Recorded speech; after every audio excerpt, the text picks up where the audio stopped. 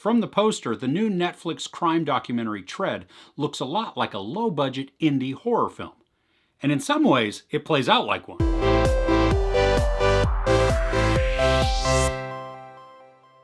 In 2004, Marv Heemeyer outfitted a giant bulldozer with steel plates and weaponry, and then went ham on the small town of Granby, Colorado. Now, Marv is a master welder, and he has spent his life building up a business. And not to be uber successful, but to provide him enough cushion where he can be comfortable and have a lot of fun. So he can go snowmobiling, he can go on vacation, he can do whatever he wants. He's not necessarily tied to his business, but he enjoys the work. And it provides him enough just extra income to be very comfortable and not be strapped to a working lifestyle. We get to hear from Marv himself through a bunch of audio tapes that he recorded prior to the incident. Most of it is coherent, but there is still the wordings of a slightly unhinged man who's about on the brink. The real introduction of Marv comes from a reporter, and there's something about it that I just don't get. I mean, we're told that he grew up in South Dakota and that he then joined the Air Force. When he's in the Air Force, that's where he becomes a welder, that's his job, and that turns into his career.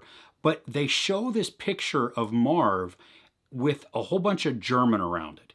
And it's not a passport. Well, if it is a passport, why is it all in German? Because he's an American citizen. And when he was in the Air Force, he was stationed in Colorado. So at no point are we even told that he's ever in Germany. So this graphic that they show to show kind of who he is makes absolutely no sense, only to confuse me. There are a lot of interviews from members of the small town, and they begin to build a pretty good picture of what was going on. It appears that Marv was a fairly well-liked guy, that he was respected in the community, he was a businessman, he was able to have steady relationships, and just he was a normal type of guy.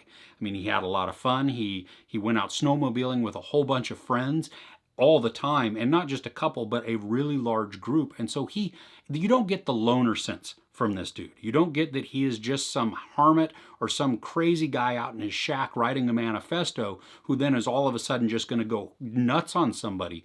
No, this guy is a member of the community, and he's a prosperous member of the community. But I guess like in a lot of things, as his business begins to grow, that's when things begin to sour a little bit. Especially from the municipal side of things, where he begins to have more and more dealings with the city council as opposed to laws or permits or whatever that happens to be. You just see the tensions begin to build. Can we take a moment just to appreciate this guy's facial hair grooming choice? That is unique and bold, and I love it on him, not me. From the narrative, the documentary feels like it's leaning more towards Marv's side than in the neutral area. I mean, we do get interviews from both Marv's friends and those he didn't necessarily get along well with, or the people that just didn't really like him.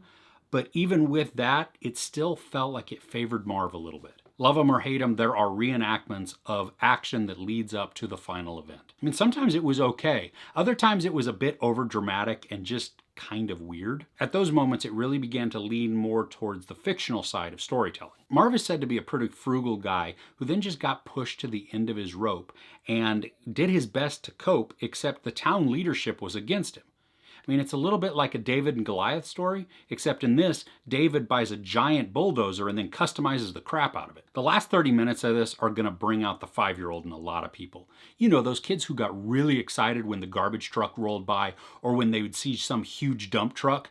Yeah, you get to see some of this, and it's a little bit crazy. And this really was the exciting part of the documentary. I mean, yes, it's interesting leading up with the story as it's building, but really when you watch the trailer and or if you even know about what happened in Granby in 2004 with Marv, then you just want to get to the action. I mean, it is interesting to hear all of that, but come on, give us the payoff. We get a human story with an insight into the human psyche, but I mean, once that action starts, it's almost unbelievable madness. To hear the accounts of those trying to stop Marv is incredible, but then we also get to hear just the audio that is transpiring as Marv has unveiled his bulldozer and begins to cruise the town. Even most of the action in these parts are reenactments, but we do get news footage sometimes, both in the form of photos and some video. So it is still pretty cool to see. And it gives a little bit of credence to the reenactments because they did a pretty good job for what they had to recreate recreate. I mean,